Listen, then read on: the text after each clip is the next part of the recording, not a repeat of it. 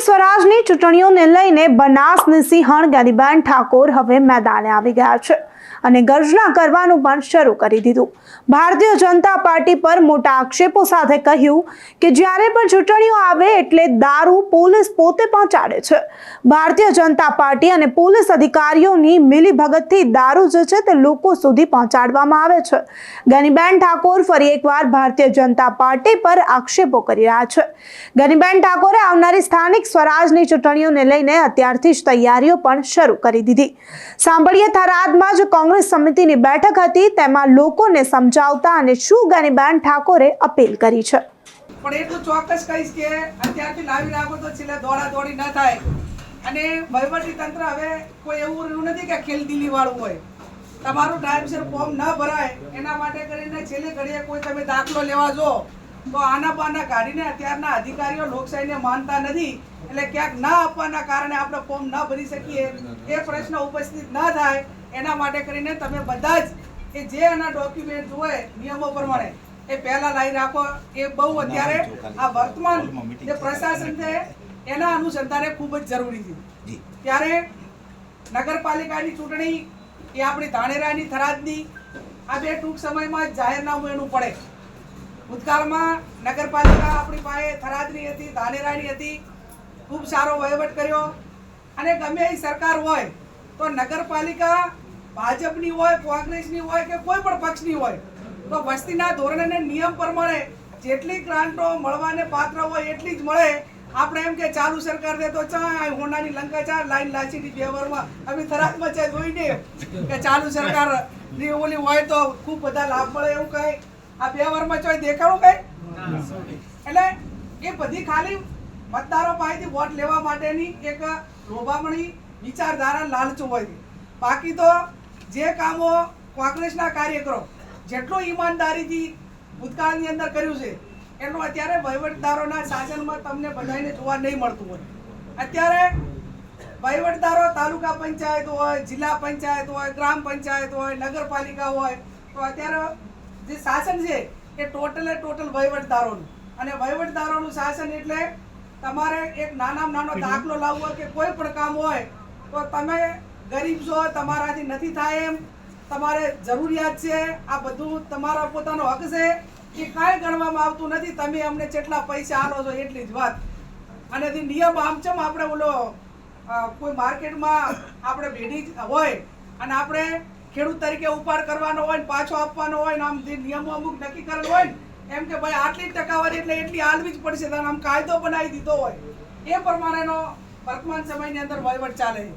અને ભ્રષ્ટાચારના જ્યારે કાયદા બની ગયા હોય તો એની અમે અવાજ ઉઠાડવાની જવાબદારી પણ પ્રજાની અને મતદારોની છે।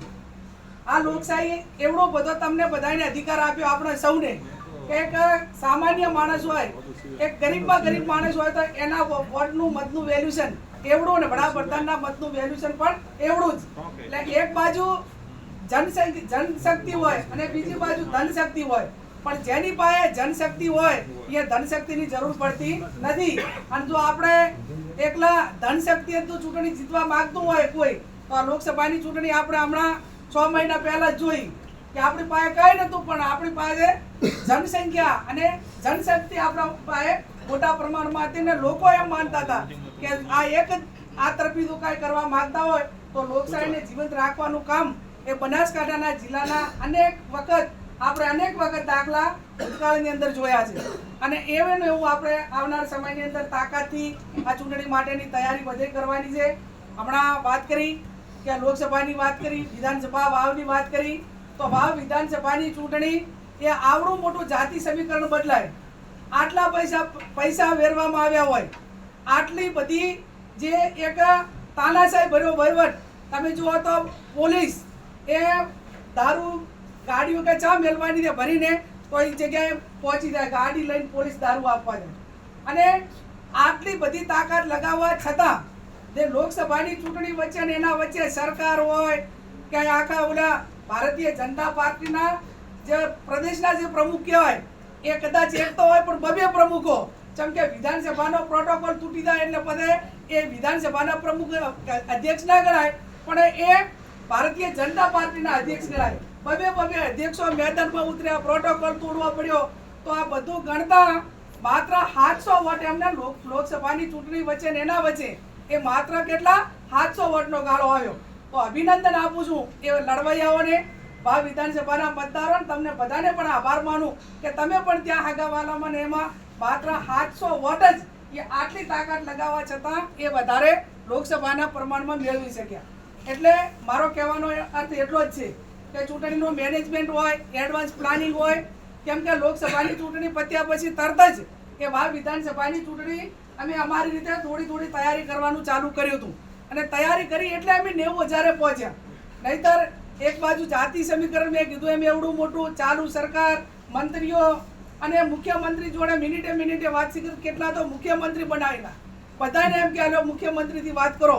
હવે આપણા બિચારા મતદારો આગેવાનોને ચા ખબર છે મુખ્યમંત્રી બોલે છે કે કોણ બોલે છે, પણ આપણું ને ક્યાંક નાના મોટી લોભ લાલચમાં પ્રણવભાઈ આવીને થોડા ઘણામાં એ સફળ થઈ ગયા. ગાડીઓ કે ચા મેળવાની છે ભરીને કોઈ જગ્યાએ પહોંચી જાય, ગાડી લઈને પોલીસ દારૂ આપવા છે. અને આટલી બધી તાકાત લગાવવા છતાં જે લોકસભાની ચૂંટણી વચ્ચે ને એના વચ્ચે સરકાર હોય કે આખા ઓલા ભારતીય જનતા પાર્ટીના જે પ્રદેશના જે પ્રમુખ કહેવાય એ કદાચ એક તો હોય પણ બબે પ્રમુખો, જેમ કે વિધાનસભાનો પ્રોટોકોલ તૂટી જાય એટલે બધે એ વિધાનસભાના પ્રમુખ અધ્યક્ષ ના ગણાય પણ એ ભારતીય જનતા પાર્ટીના અધ્યક્ષ ગણાય. બબે અધ્યક્ષો મેદાનમાં ઉતર્યા, પ્રોટોકોલ તોડવો પડ્યો. તો આ બધું ગણતા માત્ર 700 વોટ એમને લોકસભાની ચૂંટણી વચ્ચે ને એના વચ્ચે એ માત્ર કેટલા 700 વોટનો ગાળો આવ્યો. તો અભિનંદન આપું છું એ લડવૈયાઓને, વાવ વિધાનસભાના મતદારોને, તમને બધાને પણ આભાર માનું કે તમે પણ ત્યાં હાગાવાલામાં ને એમાં માત્ર 700 વોટ જ એ આટલી તાકાત લગાવવા છતાં એ વધારે લોકસભાના પ્રમાણમાં મેળવી શક્યા. એટલે મારો કહેવાનો અર્થ એટલો જ છે કે ચૂંટણીનું મેનેજમેન્ટ હોય, એડવાન્સ પ્લાનિંગ હોય, કેમ કે લોકસભાની ચૂંટણી પત્યા પછી તરત જ એ વાવ વિધાનસભાની ચૂંટણી અમે અમારી રીતે થોડી તૈયારી કરવાનું ચાલુ કર્યું હતું અને તૈયારી કરી એટલે અમે 90,000 પહોંચ્યા. નહીતર એક બાજુ જાતિ સમીકરણ મેં કીધું એમ એવડું મોટું ચાલુ સરકાર, મંત્રીઓ અને મુખ્યમંત્રી જોડે મિનિટે વાતચીત કેટલા તો મુખ્યમંત્રી બનાવેલા. બધાને એમ કે હાલો મુખ્યમંત્રીથી વાત કરો. હવે આપણા બિચારા મતદારો આગેવાનોને ચા ખબર છે મુખ્યમંત્રી બોલે છે કે કોણ બોલે છે, પણ આપણું ને ક્યાંક નાના મોટી લોભ લાલચમાં પ્રણવભાઈ આવીને થોડા ઘણામાં એ સફળ થઈ ગયા. એટલે આવનાર સમયની અંદર આપ સૌને મારી વિનંતી છે કે જે પેનલ બનાવે એ વ્યવસ્થિત પેનલો બને, ઈમાનદાર વાળા, વ્યવસ્થિત લોકોના વચ્ચે લોકોનો ભરોસો કેળવી કે એવા. અને ગમે એટલો હમણાં કાંકરેજનો દાખલો આપ્યો થરા નગરપાલિકાનો, તો ઈમાનદાર માણસોની પસંદગી કરતું જેથી કરીને ચૂંટણા પછી 5 વાર સુધી આપણે એનું રખેવાળું ના કરવું પડે. આમાં ચૂંટણા ગામ સુધી પાર્ટીનું સિમ્બોલ ના મળે અને પાર્ટીથી પેલું ના થાય ત્યાં સુધી તો બહુ વાંધો નથી આવતો, પણ ચૂંટણા પછી એમ કે ભાઈ મને તો આટલા આપે છે ને આટલા આપે છે, હવે આટલા આપે છે કે આમાં કઈ લોકશાહીની હરાજી ના હોય. અને આપણે કોઈ પણ વ્યક્તિ હોય એ ચૂંટણા પછી એનું વેલ્યુએશન વધતું હોય તો એને સમજવું પડે કે આ પ્રજાએ મારા ઉપર ભરોસો મૂક્યો છે, કોઈ પક્ષે મારા ઉપર ભરોસો મૂક્યો છે અને લોકશાહીને જીવંત રાખવાની છે. ત્યારે આ પ્રકારના માણસો જ્યારે જવાબદારીપૂર્વક વર્તે અને પ્રજાનું નાના મોટું કામ કરવામાં સક્ષમ હોય, કોઈ લોભ લાલચોમાં ના આવે અને કોંગ્રેસ પાર્ટીને વફાદાર રહે, આવી એક વ્યવસ્થિત દરેક વોર્ડની અંદર પેનલ બને. હું અભિનંદન આપું છું તમને બધાને જ કે તમારામાં ખૂબ ઉત્સાહ અને ઉમંગ છે. ચૂંટણીની અંદર જો કોઈ કામ આવતું હોય તો એને કોઈનું પણ મનોબળ, એની એડવાન્સ મહેનત, એની મતદારો ઉપરની ગેરંટી કે ભાઈ મારો કોર્પોરેટર કે મારો નગરપાલિકાનો સભ્ય એ હું અડધી રાતે ફોન કરીશ તો મારો ફોન ઉપાડશે. નાના મોટું પાણીનું કામ હોય, રોડનું હોય, કનેક્શનનું હોય, પોલીસ સ્ટેશનનું હોય તો અમારો નગરપાલિકાનો વોર્ડનો સભ્ય મારા ભેગો આવશે. આવો ભરોસો એ મતદારોને કેળવવા માટેની એક આપણી કાયમી એક લોકશાહીની પ્રણાલિકા રહી છે, એને તમે આગળ વધારશો તો પ્રજા 100% મતદાન આપણા ફેવરમાં કરે જ છે. અને કોઈની પણ બીક રાખવાની જરૂર નથી. હમણાં વાત કરી કે કોઈ મોટા લોર્ડ ગર્જન આવે ને તો એ પણ કોઈ એક આગેવાન જ છે અને કોઈ પણ પક્ષના ભાજપ હોય, કોંગ્રેસ હોય, કોઈ હોય, પણ મતદારોથી ઉપર કોઈ એનાથી વિશેષ કોઈ છે નહીં અને કોઈ આપણું ઘરે એડાડી દેતા નથી. આપણામાં તાકાત હશે તો નેતૃત્વ ઊભું કરી કહેશું, આપણામાં તાકાત હશે તો લોકો આપણા ઉપર ભરોસો મૂકી કહે છે. નહીતર હવે તમે અહીં થરાદના છો આ બધા અને અમે તમને બાબરથી આવીને સલાહો આપણ અમે તમારા અમે દાદાગીરી કરા પણ એટલું કહેવાય ચોક્કસથી કે બહારથી ભાગ બાંધવા આવ્યા હોય ને એને ભાજ્યા પ્રમાણે સિસ્ટમથી જ રહેવાય. દબાણની જરૂર નથી. અને અમે અમારા બાપ દાદાની માલિકીની અમારી પેઢીએ જ બેઠા હતા. અમારે ત્યાં તમારે ત્યાં અહીંયા આવવાની જરૂર નથી. પણ હિંમત કેળવીને આવનાર જે આપણે આ નગરપાલિકાની ચૂંટણી છે અને બાકીની હું બેઠી છું, બધા બેઠા છે. જ્યાં જરૂર પડે ત્યાં કહેજો. કોઈ દાડો ડિસાઇડ કરી નથી ને કરવાના પણ નથી.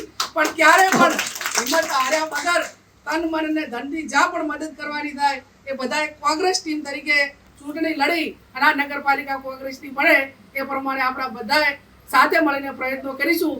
એ શબ્દ સાથે આપ સૌનો ખૂબ આભાર. તો હવે જ્ઞાનીબેન ઠાકોર ફરી એકવાર આવનારી સ્થાનિક સ્વરાજની ચૂંટણીઓને લઈને ભારતીય જનતા પાર્ટી સામે લડી લેવાના મૂડમાં છે. તેમણે થરાદની જનતાને પણ ભારતીય જનતા પાર્ટીના છલકપટ ગણાવ્યા. તેમણે કહ્યું કે કઈ રીતે થરાદની જનતાને બનાવવામાં આવે છે. જ્ઞાનીબેન ઠાકોરના નિવેદન વિશે તમારું શું માનવું છે? શું ખરેખર ભારતીય જનતા પાર્ટીના નેતાઓ અને પોલીસ અધિકારીઓની મદદથી લોકો સુધી દારૂ પહોંચાડવામાં આવે છે? શું ભારતીય જનતા પાર્ટી પર જ્ઞાનીબેન ઠાકોરે જે આક્ષેપો કર્યા તે સાચા છે? તમે જ્ઞાનીબેન ઠાકોરના નિવેદનથી સહમત છો કે નહીં? અમને કમેન્ટ કરી ચોક્કસથી જણાવજો. તથા અમારી ચેનલ નિર્ભય ન્યૂઝને લાઇક, શેર અને સબસ્ક્રાઇબ કરવાનું ભૂલશો નહીં. આભાર.